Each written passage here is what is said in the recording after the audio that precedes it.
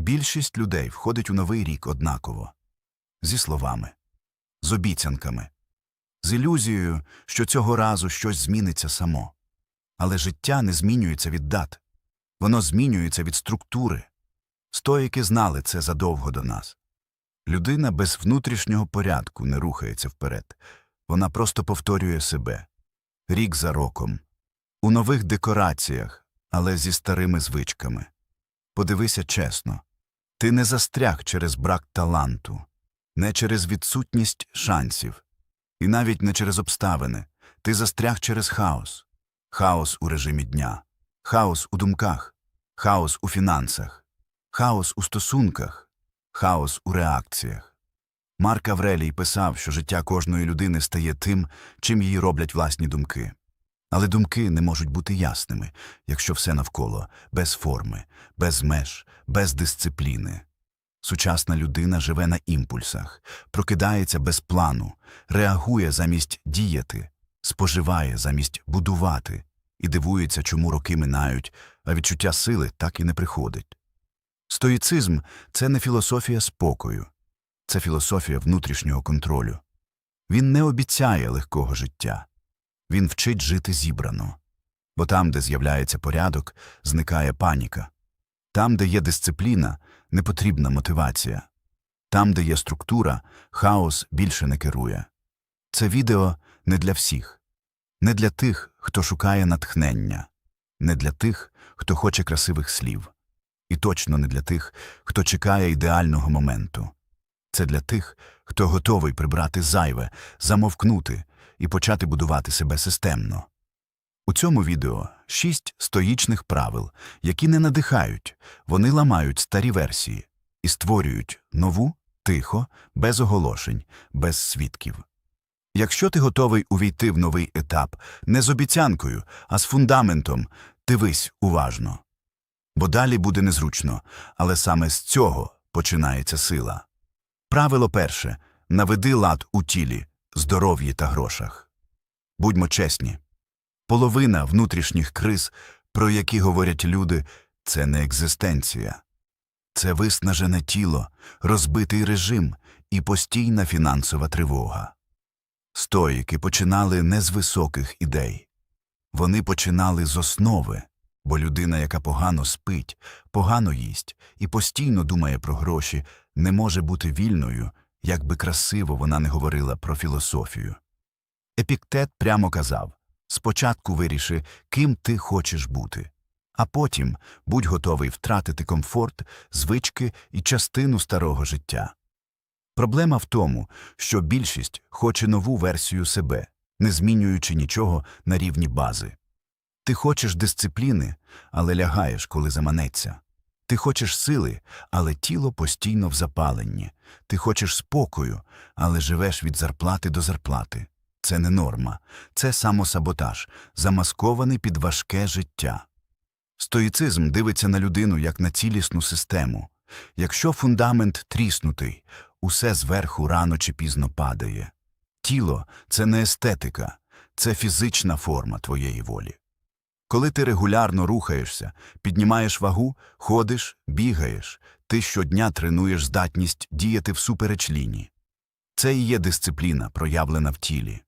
Сон – це не розкіш. Це стратегічна зброя. Людина, яка не спить, стає реактивною, дратівливою і слабкою в рішеннях. І потім дивується, чому зривається, знову повертається до старих звичок і не може втримати фокус. Їжа – це не про задоволення. Це про ясність. Ти не смітник для емоцій. Ти не зобов'язаний заїдати втому, порожнечу і злість. Те, чим ти живеш тіло, прямо формує те, як працює твій розум. І гроші. Стоїки не зневажали гроші. Вони зневажали залежність від них. Якщо ти не контролюєш фінанси, ти не контролюєш своє життя.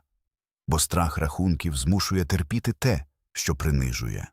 Погоджуватись на те, що руйнує. Мовчати там, де треба піти. Неважливо, скільки ти заробляєш. Важливо, чи ти керуєш грошима, чи вони керують тобою. Стоїчний принцип простий – менше витрачати, ніж отримуєш. знати, куди йде кожна сума, прибирати фінансові звички, які тримають тебе в напрузі. Поки тіло слабке, сон зламаний, а фінанси хаотичні, жодна філософія не врятує. Тому почни з бази, не з ідеалів, не з планів на роки, з простих, але жорстких рішень. Наведи лад у тілі, поверни контроль над здоров'ям, постав межі грошам.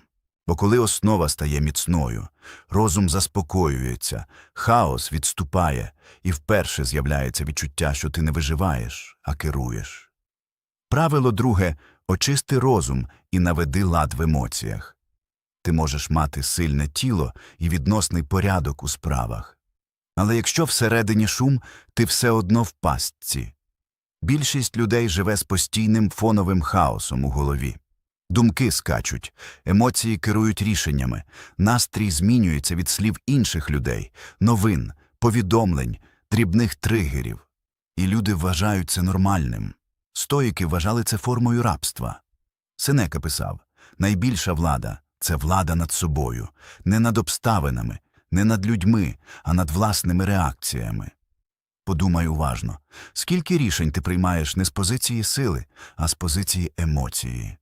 Зі злості, зі страху, з образи, з потреби довести, з бажання втекти від дискомфорту. Саме так формується життя без керма. Стоїцизм не вимагає, щоб ти не відчував. Він вимагає, щоб ти не був керований тим, що відчуваєш. Емоція – це сигнал, але не наказ. Гнів може з'явитись, страх може виникнути, тривога може накрити.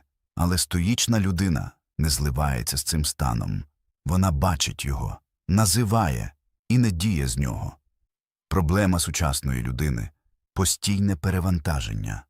Забагато інформації, забагато думок інших людей, забагато порівнянь, забагато шуму. Розум не створений для цього. Він ламається не від труднощів, а від безперервного потоку дрібних стимулів. Тому перший крок до чистої голови – обмеження. Менше новин, менше соціальних мереж, менше порожніх розмов, менше постійної перевірки телефону. Це не втеча від реальності. Це повернення контролю. Другий крок – тиша. 10 хвилин на день без екранів, без музики, без стимуляції. Просто сидіти і дивитись, що відбувається всередині. Спочатку буде некомфортно, бо ти вперше почуєш себе без фільтрів. Але саме там починається ясність. Третій крок – фіксація. Записуй думки. Не для публіки, не для краси, для порядку. Те, що не виписане, керує з тіні. Те, що винесене на папір, втрачає владу. І головне – пауза перед реакцією. Стоїки тренували просту навичку. Між стимулом і відповіддю має бути простір. Саме в цьому просторі живе свобода. Якщо ти навчився не відповідати одразу, тобою складно маніпулювати, тебе складно вивести з рівноваги, тебе складно зламати.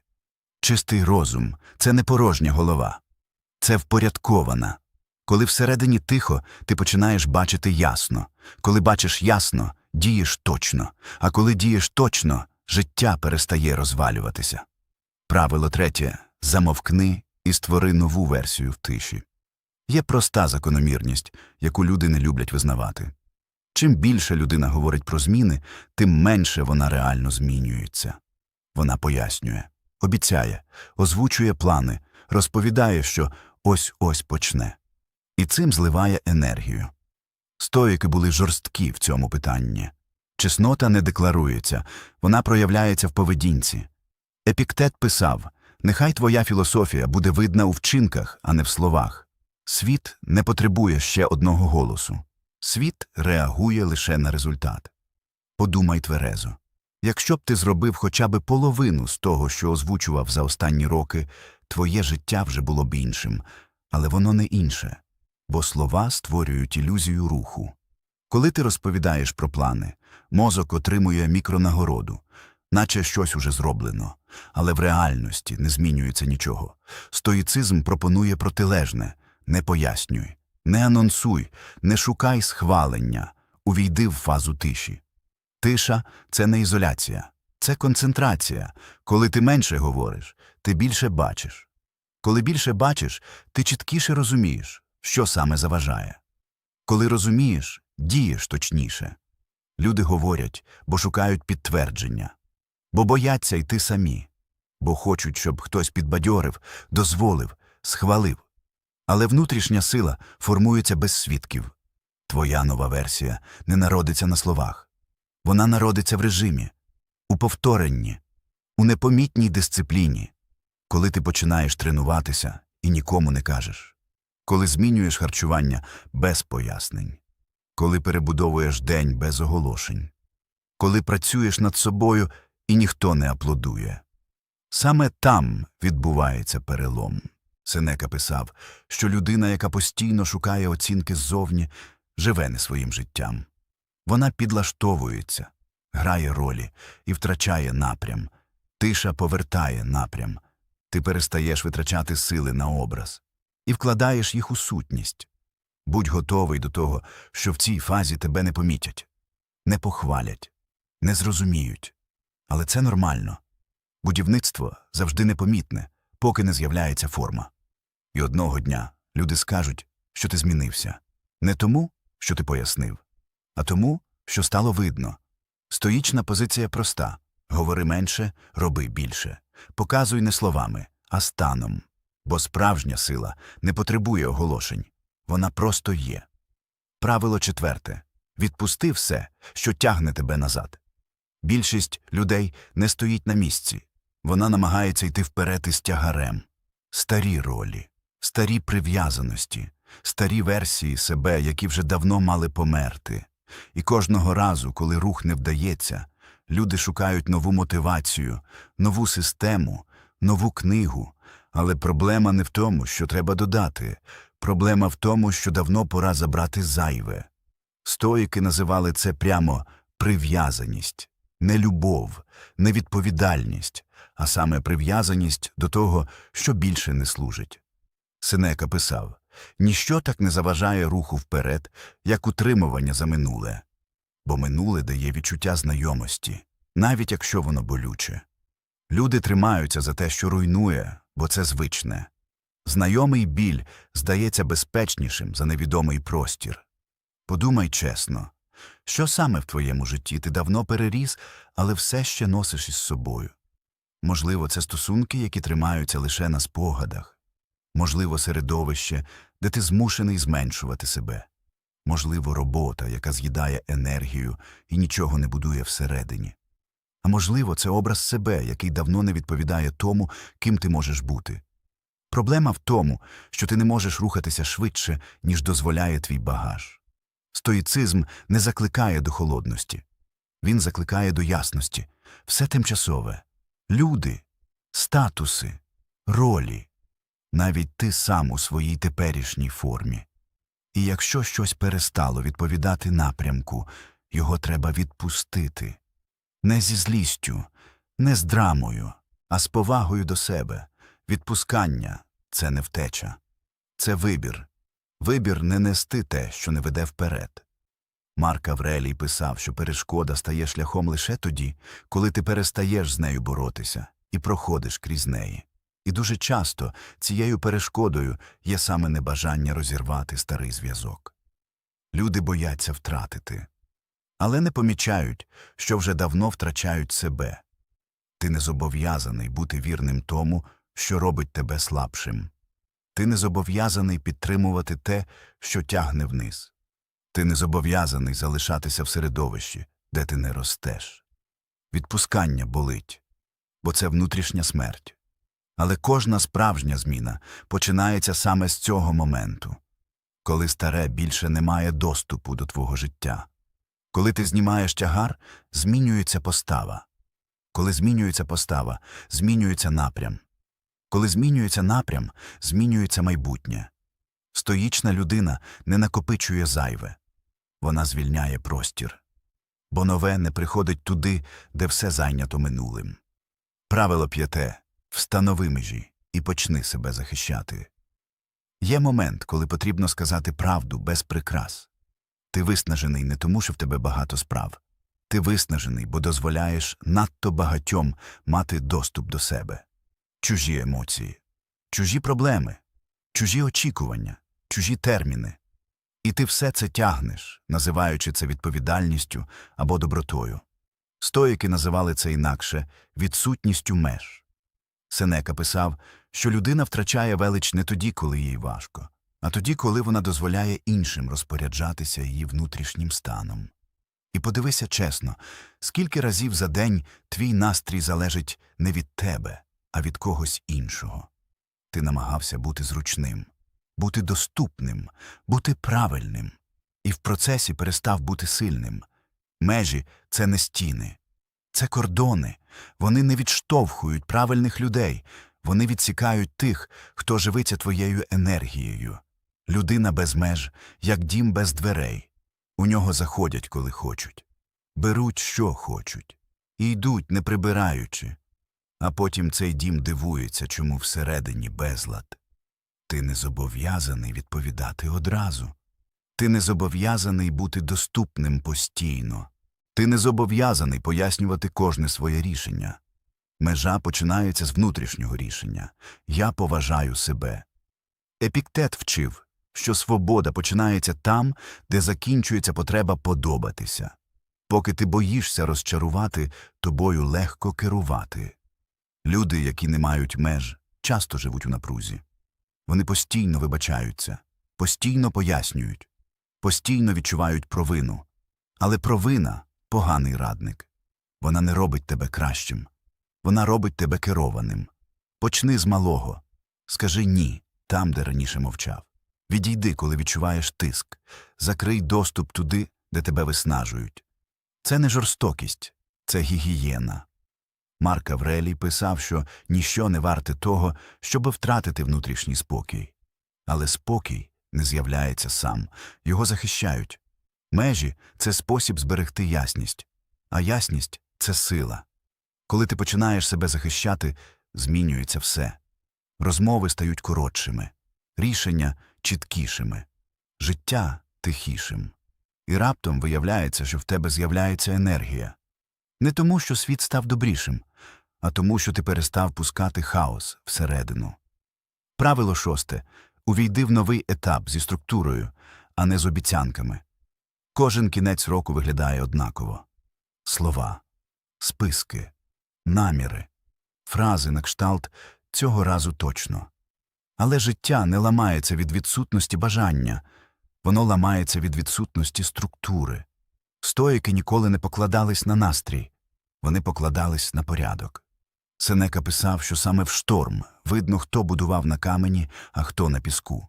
І 2026 рік буде штормом для більшості. Не тому, що він буде гіршим, а тому, що люди увійдуть у нього без опори. Структура – це те, що тримає тебе, коли ти слабкий, коли немає бажання, коли немає мотивації, коли ніхто не бачить. Більшість людей живе від імпульсу. Хочеться – роблю. Не хочеться – відкладаю. А потім дивуються, чому життя нестабільне. Стоїчний підхід інший. Не питай себе, чи є бажання. Питай, що має бути зроблено. Структура – це прості, повторювані речі. Фіксований час підйому, мінімальний рух щодня, чіткий ліміт на хаотичні стимули, запис думок, планування тижня, перевірка напрямку раз на місяць. Не ідеально, а стабільно. Люди думають, що зміни – це прорив. Ні. Зміни – це витримка. Марк Аврелій писав, що людина створена діяти розумно і послідовно, а не жити від емоції до емоцій. Саме це і є структура. Ти не станеш іншим за одну ніч. Але якщо твій день має форму, твоє життя змінюється неминуче. І ще одне. Структура – це не лише графік. Це середовище. Якщо навколо безлад, всередині не буде ясності. Якщо все під рукою, ти будеш зриватись. Якщо немає тиші, не буде фокусу. Тому прибери простір. Стіл, телефон, кімнату, життя. Не для естетики, для контролю. Ти не зобов'язаний бути ідеальним, але ти зобов'язаний бути зібраним, бо обіцянки нічого не тримають. А структура тримає навіть тоді, коли ти падаєш. Більшість людей увійде в новий рік так само, як і в попередні. Зі словами, з надіями, без змін. І лише одиниці увійдуть тихо, без оголошень, без демонстрацій, з побудованим фундаментом. Стоїцизм не робить життя легким, він робить його керованим. Ти вже знаєш, що потрібно робити. Навести лад у базі, очистити розум, замовкнути, відпустити зайве, поставити межі, побудувати структуру. Питання не в знанні, питання в рішенні. Бо сила не приходить до тих, хто чекає. Вона формується в тих, хто діє, навіть коли важко. Якщо ти дослухав до цього моменту, ти вже не випадковий глядач. Напиши в коментарях фразу, яку не потрібно нікому пояснювати. «Я будую себе в тиші». Підтримай це відео вподобайкою і підпискою. Не для мене, для себе. Як фіксацію рішення. А далі йди і роби. Без шуму, без виправдань, без відступу. Бо нова версія не оголошується. Вона з'являється